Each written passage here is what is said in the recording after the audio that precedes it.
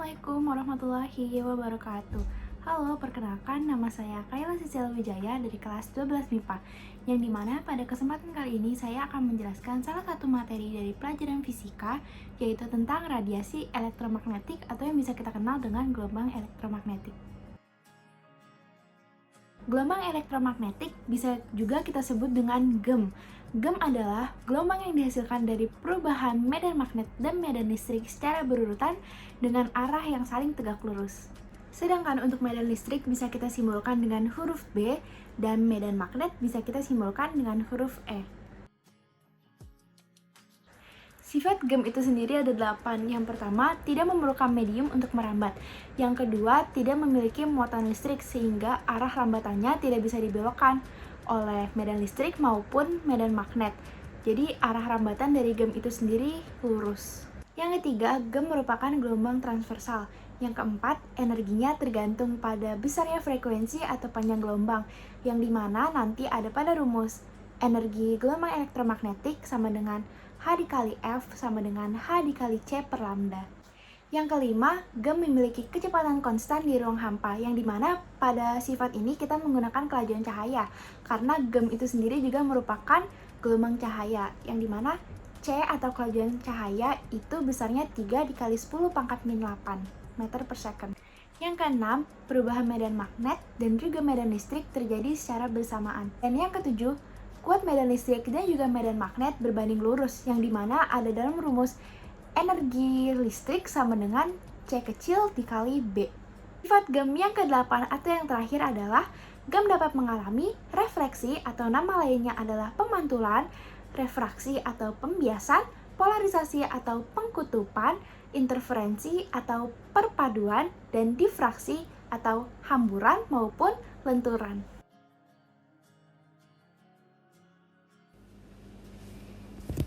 Kita lanjut ke spektrum gelombang elektromagnetik.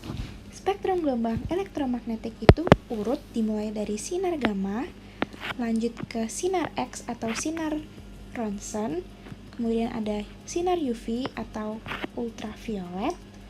Kemudian dari sinar UV di sini ada cahaya tampak. Cahaya tampak yang di garis ini, cahaya tampak itu memiliki spektrumnya sendiri.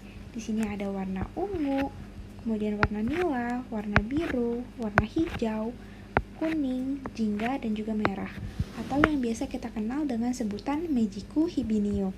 Kemudian ada inframerah, dan yang terakhir ada gelombang radio dan juga radar TV. Nah, kemudian kita lihat di atas sini ada panjang dari sinar gamma dan juga panjang dari gelombang radio. Lalu bisa disimpulkan bahwa panjang gelombang bertambah kalau panahnya ke kanan. Jadi semakin ke kanan, itu lambdanya bertambah. Namun, ada kasus juga kalau semakin ke kiri, frekuensinya itu bertambah. Jadi di sini bisa disimpulin kalau frekuensinya bertambah, otomatis energinya juga bertambah. Karena energi dan frekuensi itu berbanding lurus dari rumus E sama dengan H dikali F. Yang dimana bisa dilihat di sini energi berbanding lurus dengan frekuensi. Berarti di situ bisa disimpulin kalau panjang sinar gamma jauh lebih kecil dibandingkan panjang gelombang radio. Kemudian sebaliknya, frekuensi dan juga energi sinar gamma jauh lebih besar dibandingkan energi dan juga frekuensi dari gelombang radio.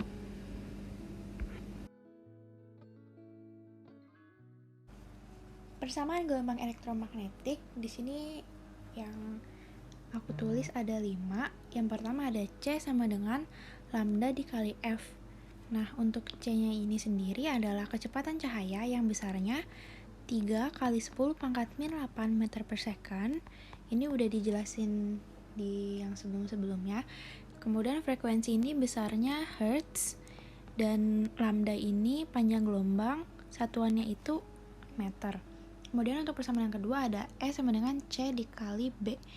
Nah, untuk C-nya ini sama, itu kecepatan cahaya besarnya sekian, dan untuk E-nya itu ada medan listrik dan B-nya itu medan magnet. Dan persamaan yang ketiga di sini ada S sama dengan setengah VT atau S sama dengan setengah CT. Nah, untuk menentukan kita pakai yang V atau pakai yang C nih, itu tergantung dari soalnya. Kalau misalkan di soal yang diketahui cuma kecepatan aja, berarti kita menggunakan rumus yang pertama. Nah, kalau misalkan diketahuinya kecepatan cahaya, berarti kita pakai rumus yang kedua gitu. Jadi menyesuaikan soalnya aja. Nah, untuk yang keempat di sini ada untuk mencari kecepatan cahaya ada akar 1 per epsilon 0 dikali mu 0, yang dimana besar epsilon 0 itu sekian dan besar mu 0 itu sekian. Nah, yang terakhir di sini ada untuk menghitung laju energi rata-rata tiap satuan luas dari gelombang elektromagnetik, yang dimana itu simbolnya itu S terus gak ada garisnya di atas gitu. Nah, ini ada EM itu amplitudo medan listrik dan BM adalah amplitudo medan magnet. Nah, per 2 dikali mu 0. Mu 0 nya sama, besarnya 4pi dikali 10 pangkat min 7. Untuk masing-masing dari gelombang elektromagnetik memiliki manfaat bagi kehidupan kita sehari-hari. Mulai dari sinar gamma yang memiliki beberapa fungsi, antara lain sebagai alat terapi kanker atau tumor, untuk membunuh kuman, untuk pembuatan radioisotop, pembuatan bibit unggul, untuk pengecekan kebocoran pada pipa bawah tanah, dan juga untuk mengetahui struktur logam. Lanjut ke sinar X. Sinar X itu bermanfaat untuk ronsen, untuk CT scan, untuk diagnosa penyakit, lalu untuk kristalografi, ini untuk pengecekan kristal dan juga pengecekan di airport.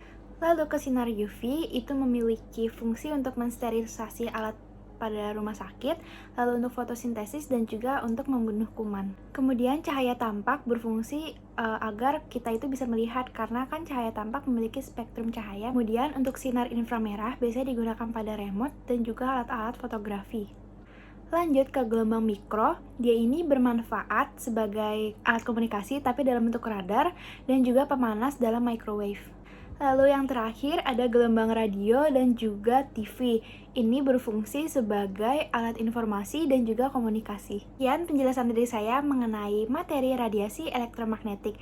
Semoga bermanfaat bagi kalian semua. Terima kasih. Wassalamualaikum warahmatullahi wabarakatuh.